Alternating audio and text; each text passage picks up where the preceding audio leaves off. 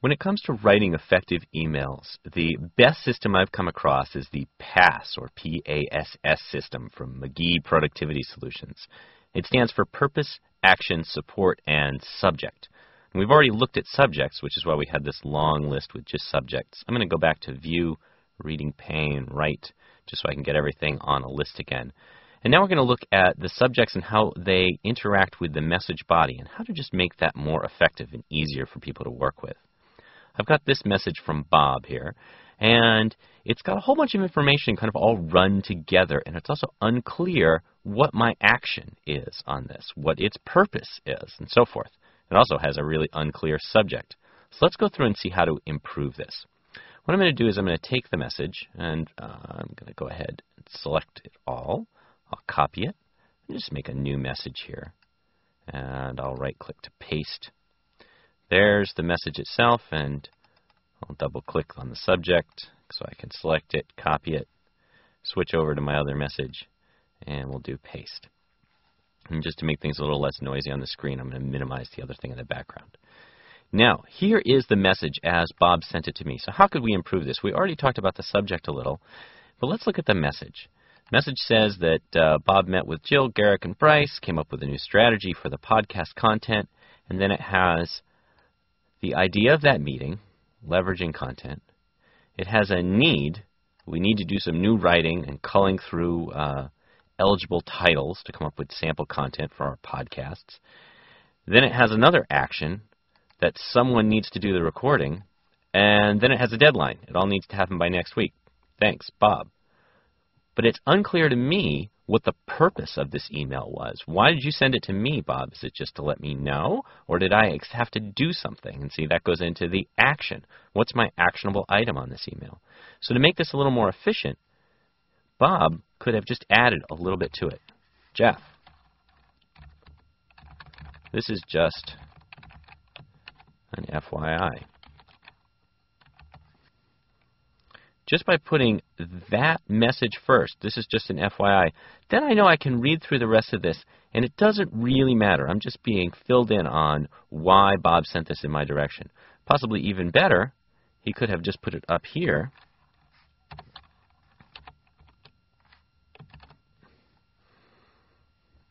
It's for your information just about the podcast, and it's fine to leave it in both places. That's not an issue. Now, suppose it wasn't an FYI. Suppose he wanted me to actually do something.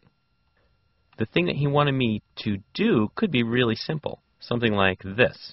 This is just an FYI.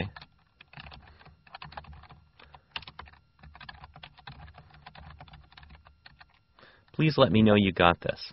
And I would hit a return right there, not with the extra character in it.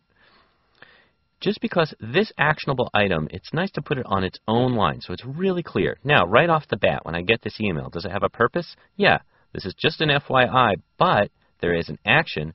Please let me know that you got this information. So I can just hit reply and say, yep, I got it, and he knows that I got the information, no problem at all. Now, suppose the actionable item is a little bit longer. We'll go ahead and delete that. Bob here has a bunch of things that are in the message. Let's go ahead and put the actionable part now down at the bottom. So I've read through it, and I might be unclear as to what the action is until I get to the very bottom, and it says something like,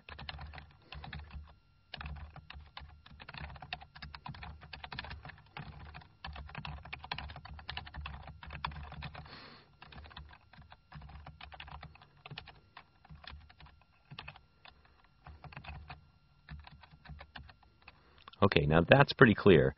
I've read through it, and he needs the content ideas from me and what I want to record by Friday at noon.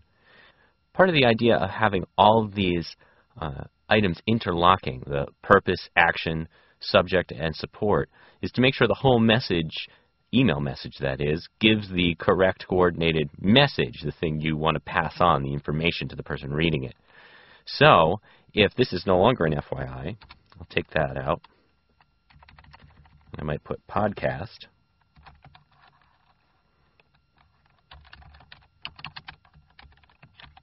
Now it's really clear in the subject. I've got a subject and it shows the actionable item. It's not in great detail because that's a subject line, and I might gloss over if I was just quickly reading. So now I've got it in the message. Here's the content. That could be considered the support. This is the information right here that I needed to have. But very clear on its own line what my actionable item is and a deadline. Every actionable item, it helps to give people a deadline. When do you want this by? Unless it really doesn't matter, like the just let me know you got this. Well, who knows when I'll do that. But if it's something really short like that, chances are the person will just hit reply, I got it, and they're done.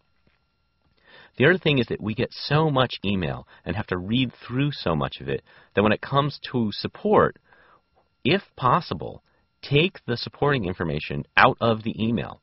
If you can post a link to maybe something on an internal website or other information you have, or just go ahead and use an attachment. Maybe here's my podcast content ideas. There it is as an attachment. Whenever I do an attachment, I'll try and let people know what is in the attachment so that they know what I want you to do with it.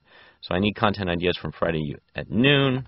We have so far is in the attachment. Now again, because I put this on a line, I sort of have two things sharing a line here. I'm going to go ahead and hit return again and put that on its own line. Here's my actionable item. Here's my support sort of separate. And that's something you can think about with this PASS system, P-A-S-S, is here's some support information. Here's the actionable item. Well, maybe I'm going to select and drag. I could, if I wanted to, put that support information up here, and it's a perfectly reasonable thing. So it's a way to sort of help you organize your content information. Now you might be saying, well, okay, Jeff, that's great for business emails. What about personal emails? What about fun emails?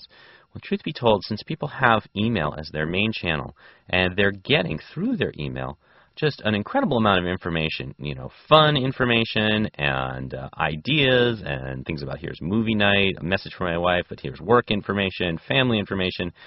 It really does help to have a clear purpose for what these emails are. It doesn't have to be super organized if it's a fun one that's just family, but just go ahead and put something on it like this family update long. I'll get around to it when I have a chance to, and it lets me separate out my work and my home life. Let my email be just, well, a little more efficient.